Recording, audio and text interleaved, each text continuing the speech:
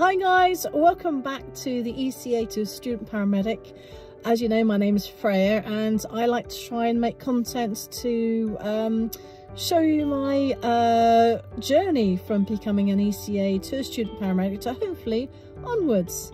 So hopefully this content will help you guys if you're thinking of joining the ambulance service, or if you're part of the ambulance service. It might help you out with some little tricky situations that I've come across. It might help you, so always good to share with others as well. This is all my personal experiences. Today I'm just sorting out all my clubber before I take 4 days to go to Bridgewater for my training. As you probably realise, I've had to change certain cohorts. I used to be cohort 2, then I was on cohort 6, and now I'm going to cohort 8, I believe. So no longer training at St Leonard's. I've got to go up to Bridgewater, or down to Bridgewater. Or, wow, geography has never been my strongest point. So I'm away from home. So I'm packing all my bags and getting all my bits and pieces sorted, all my uniform.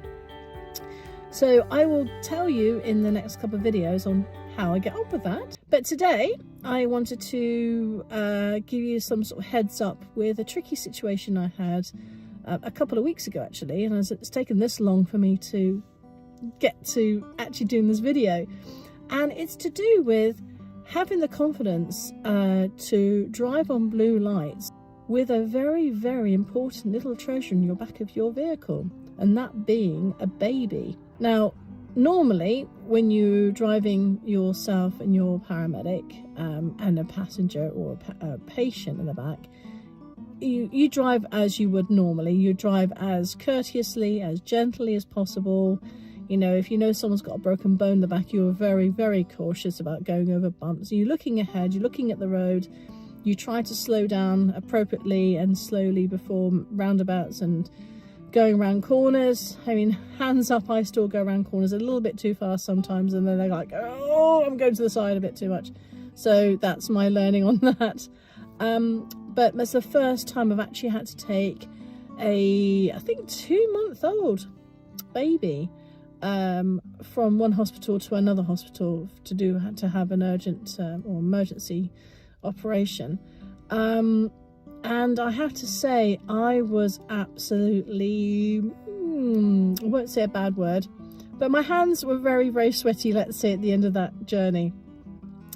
And I kept on thinking, yes, I've got a baby on board, it's an incubator, I've got a specialist nurse that's with it, thank goodness. I've got the mum and I've got the paramedic all in the back. I have to think about all these people as I'm driving on my blue lights, going to speed appropriately for the road, for the situation, and also for who's on back.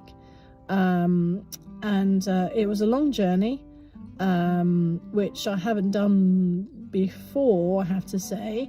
So I was relying on my sat-nav. I was always looking in my rearview mirror to look at the back to make sure when the paramedic was standing up, because obviously if he's standing up for an emergency, you know, he has to be doing something, then your driving has to be appropriate for that as well. And if you're about to stop, you have to stop, then you have to stop.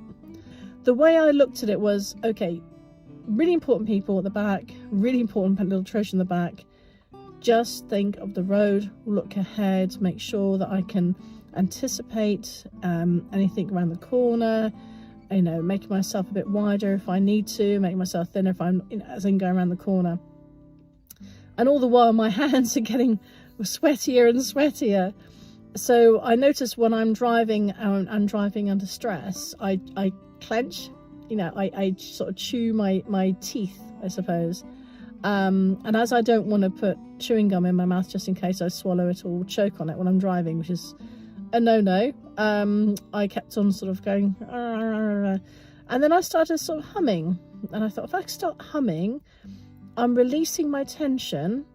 And I wasn't humming any particular song or anything like that, it was just humming, and I found that as I was humming, my hands started relaxing a little bit on the steering wheel. So my thumbs are up over the top of the steering wheel, not inside. And by the time I got to the hospital, my hands were actually dried out, which I thought, great. So for me, humming when I'm stressed out is actually a good idea. So not sure what happens with you guys. If you have a technique to help you with a very stressful drive at length, then yeah, still pop a comment below and share and see you know, what comes up, and it might help somebody else with their driving. But yeah, it was a bit worrying. I mean, their baby was fine, thankfully, and it was sleeping on the way there, so that's kind of helped as well. Yeah, always sort of kind of preempt, just in case you've got to stop quickly because the paramedic and the nurse have got to do something, and try to drive as even more cautiously as possible, but you know, with the intent that you need to still get to your destination on time as well.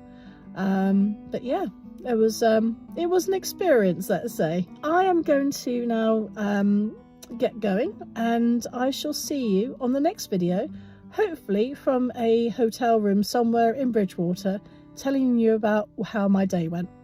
Take care, stay safe, see you later. Bye bye for now.